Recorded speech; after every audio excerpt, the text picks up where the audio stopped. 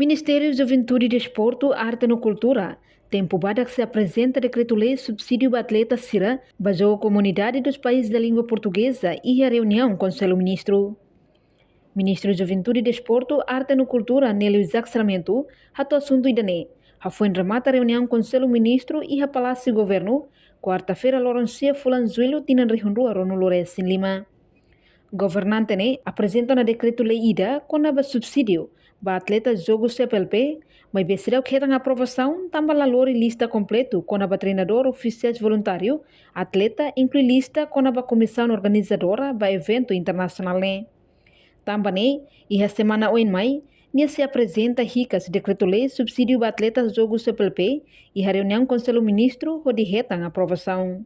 Subsídios, mas sudah kita aprovação também foi na lista completa com treinadores oficiais, voluntários, atleta, não sei se comissão organizadora.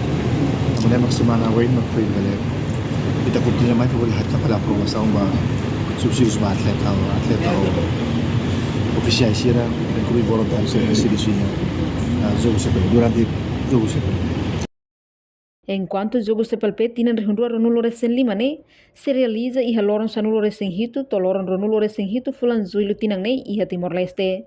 Reportagem Beatriz Belo, Televisão Timor-Post. Janela informação ba Emogoto. Atua tem informação atual dia Clio, kita haluha, haneham botão subscribe, like, halo comentário, no fahe tutang ba media sosial hoto.